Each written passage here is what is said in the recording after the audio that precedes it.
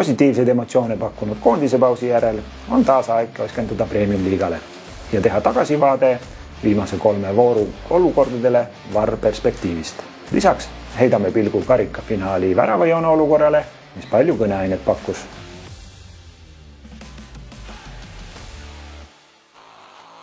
3 vooru peale esines 10 olukorda, kus videokohtunik sekkus või pidanuks sekkuma. 7 korral õiglus taastus, kuid 3 korral jäi videokohtuniku sekkumine toimumata. Pooltel juhtudel oli teemaks penalti, 4 korral värava saavutamine ning korra vajas abi kohtunik punase kaardi määramiseks tõsise vea eest. Alustamegi punase kaardi olukorrast ehk 13. voorust, mis nende voorude mõistes oli ka kõige toimekam, kuna esines 5 sekkumist nõudvat olukorda. Paide ja Harju kohtumises oli just alanud teine poolaeg, kui palli pärast võitlesid Paide kaitsja Dražen Dubackic ja Harju ründaja Christopher Piht. Kontakti järel Piht kukkus, peakohtunik näitas Dubackicile algul kollast kaarti, aga VAR suunas ta ekraani juurde. Tule vaatama! Tule vaatama! Videokohtuniku kontroll tuvastab aga enamat. Sõltumata palli mängimisest tekitab kaitsja sirge ja põlvest lukustatud jala täistald ulatusliku kontakti vastasmängija sääre pihta. Tulemuseks Harju mängija tugijala tugev väändumine. Rikkuja on süüdi tõsise vea sooritamises ning saab VAR toel korrektselt mängust eemaldatud. Järgnevaks 2 momenti 13. vooru penalti olukordadest, mis mõlemad tulevad samast Vaprus Tammeka mängust. Pärnu Vapruse ja Tartu Tammeka kohtumise 25. minutil määras peakohtunik tartlaste kasuks penalti, sest tema hinnangul puudutas pall karistusalas Vapruse mängija kätt. Videokohtunik andis aga kohtunikule soovituse olukord üle vaadata.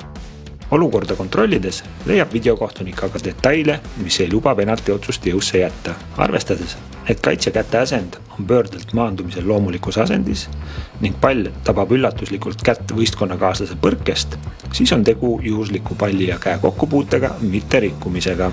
Olukorra dünaamikat videost näinuna nõustub tõlgendusega ka kohtunik. Sama kohtumise 44. minutil põrkasid karistusalas kokku Tammeka ründaja Ahmed Adebayo Basher ja Vapruse poolkaitsja Tristan Bajo. Tammeka mängijad küsisid penaltit, olukorrale lähedal seisnud peakohtunik andis aga otsekohe mõista, et tema rikkumist ei näinud. Sarnasel arvamusel on ka videokohtunik ning mängul lastakse jätkuda. Tõlgendustega ei saa aga nõustuda. Kaitsja tegevuses puudub igasugune soov palli pärast ausalt võidelda ning mingi põhjusel otsustab ta lihtsalt vastasmängijale sisse hüpata. Tegemist ei ole hoolimatu veaga, kuid selge veaga sellegi poolest, kust penalti otsus on nõutav. Voorus esines ka 2 olukorda, mis oli seotud värava saavutamistega. Korrektne VAR sekkumine toimus värava tühistamiseks Kalju Kuressaare mängu 83. minutil, kus ründaja vastasele selga hüpates võttis viimasel võimaluse mängus osalemiseks. Korra tuli sekkuda ka värava ennistamiseks eksliku suluseisu fikseerimise tõttu. Tallinna Kalevi ja Narva Transi kohtumise 39. minutil lõpetas Transi rünnaku pealelöögiga Pierre-Landry Cabore ning pall lendas väravasse. Värava ees seisis aga teine Transi ründaja Josué Toke ning kohtunikel tuli nüüd hinnata võimalikku suluseisu. Teades, et suluseisu jooni me ei kasuta, siis peab stoppkaader võimalikust rikkumisest ja ka vastupidi olema piisavalt kõnekas ja tõendatud. Antud juhul annab aluse ja võimaldab olukorras sekkumist mängijate keskjoone poole kaldu olek, mis võimaldab suluseisu täpsemalt hinnata ning väita, et ründaja ei asetse suluseisu positsioonil. Eelnevat arvestades ning lisades juurde, et kontrollida tuli ka, kas ründaja palli ka puutus ja ega ta ei teinud seda juhtumisi käega, siis on täiendav ajakulu kontrollil mõistetav. Varrimärk ja loe väravara, sulgu ei ole ja ei lähe ka riiest. Erinevad 13. voorust oli 14. pisut rahulikum ning nägime ainult 1 VAR sekkumist ja seda Kalju Paide mängu 48. minuti penalti olukorras. Siiski ei pääsetud voorust puhaste paberitega, kuna jõusse jäi ekslikult määratud penalti käega mängu rikkumise tõttu. FC Levadia ja Pärnu Vapruse kohtumise 77. minutil lendas Levadia karistusalasse nurgalöök, mis tabas nende kaitsja Michael Schöning-Larseni kätt. Peakohtunik määras penalti ja videokohtunik jättis selle jõusse. Olgugi, et kaitse käsi on palliga kokkupuute hetkel kehast eemal, siis põhjus selleks ei tulene mängija enda tegevusest, vaid kontaktist, mille põhjustajaks on ründaja. Kontakti tulemusel liigub kaitsekäsi kehast eemale ja palliga kokkupuude on tõlgendatav juhuslikkusena, mitte rikkumisena. Nõudluseks olnuks VAR sekkumine eksliku penalti tühistamiseks.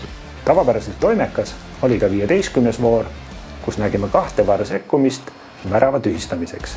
Kuid sarnaselt 13. vooruga jäi antud voorus penalti määramata ja seda eksliku kehamängu hindamisel. Alustamegi antud momendist. Harju Laagri ja Levadia kohtumise 16. minutil põrkisid karistusalas kokku Harju ründaja Christopher Piht ja Levadia kaitsja Rasmus Peetson, mille tulemusena Piht kukkus. Peakohtunik ja videokohtunik leidsid üksmeelselt, et penalti määramiseks ei olnud alust.